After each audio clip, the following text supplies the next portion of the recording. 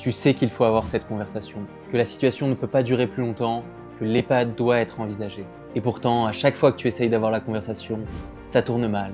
Ton parent se braque, s'énerve et change de sujet, et toi, tu repousses. Donc dans cette vidéo, je vais t'expliquer pourquoi cette conversation est si difficile à avoir et comment la mener pour qu'elle se passe au mieux.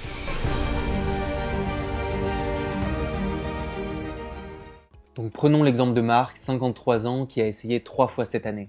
La première au téléphone, son père a raccroché. La deuxième lors d'un repas de famille, ça a fini en dispute entre frères et sœurs. La troisième, seule avec lui, doucement, et son père lui a dit « Tant que j'ai ma tête, personne ne me mettra dans une maison ». Donc pour comprendre comment changer cette dynamique, tu dois comprendre ce qui se passe dans la tête de ton parent.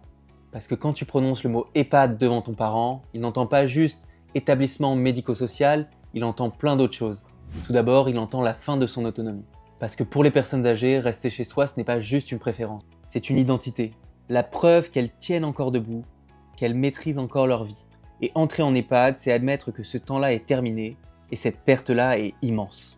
Quand tu parles d'EHPAD, ton parent, il entend aussi abandon.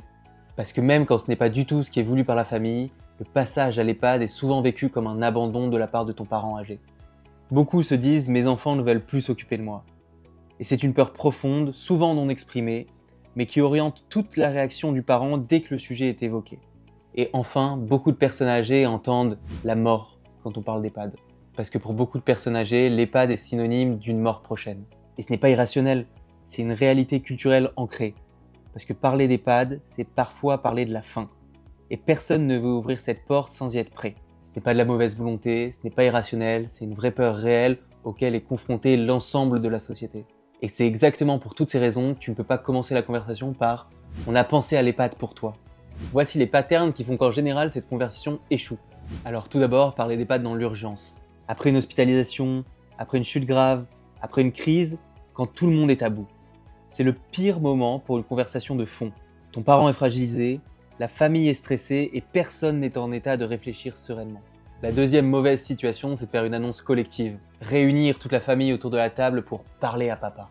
Le parent se sent acculé, on lui retire son pouvoir de décision et donc il se braque directement. Et enfin, la troisième mauvaise situation, c'est de partir de la situation et pas de lui. Lui dire « on pense que l'EHPAD serait mieux pour toi ». Cette phrase positionne la famille comme décisionnaire et le parent comme objet de la décision. C'est ce qui déclenche le « tant que j'ai toute ma tête, je n'irai nulle part ». Donc à la place, voilà ce qui fonctionne mieux. Donc le premier levier, tu l'auras compris, c'est de choisir le bon moment, pas un moment de crise. Cette conversation doit avoir le plus possible lieu quand la situation n'est pas urgente. Quand ton parent est encore relativement bien, lucide, pas hospitalisé. Parce que dans l'urgence, la conversation devient une décision à prendre et souvent personne n'est prêt.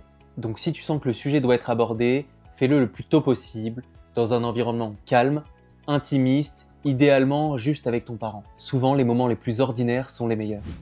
Le deuxième levier, c'est commencer par ses peurs et pas par la solution. Au lieu de dire « on pense qu'un EHPAD serait bien pour toi », essaye plutôt « j'aimerais qu'on parle de l'avenir ». Pas pour décider quoi que ce soit, juste pour comprendre ce qui compte vraiment pour toi. Qu'est-ce qui t'inquiète le plus dans le fait de vieillir ? Cette ouverture fait deux choses. Elle n'impose rien et elle laisse la place de décision à ton parent. Et ce qui va répondre va te donner des informations hyper importantes sur ce qui compte vraiment pour lui et donc tu pourras proposer une solution la plus adaptée possible.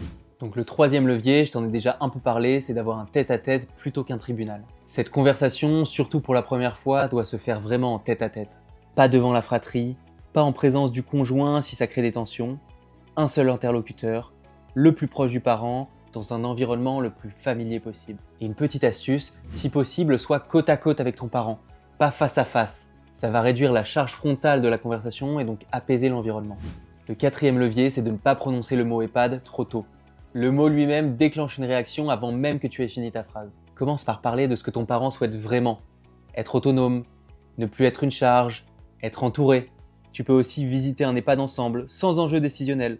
Beaucoup de familles rapportent que la visite d'un établissement de qualité change radicalement la représentation que le parent s'en faisait.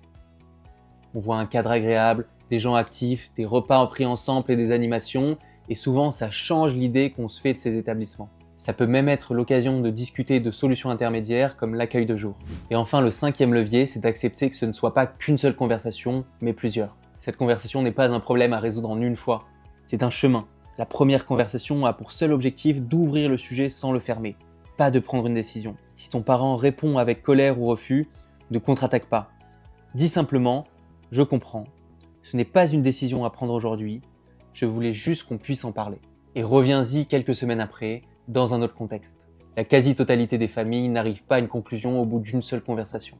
Donc si tu dois retenir une seule chose de cette vidéo, c'est que cette conversation n'est pas une négociation à gagner, c'est une relation à préserver. Ton parent résiste non pas parce qu'il est difficile, mais parce qu'il a peur, et ça se comprend. Donc si tu te mets dans une position où tu es à l'écoute et tu comprends cette peur, tout devient plus facile et fluide. Donc 5 leviers à retenir. Le bon moment, avant la crise. La bonne ouverture, c'est peur avant ta solution. Le bon cadre, un tête-à-tête, pas un tribunal. Le bon mot, ne pas prononcer le mot EHPAD trop tôt. Et la bonne durée, plusieurs conversations, pas qu'une seule. Si cette vidéo t'a aidé, abonne-toi. Je fais toutes les semaines des vidéos pour t'aider à comprendre le vieillissement et mieux aider tes proches.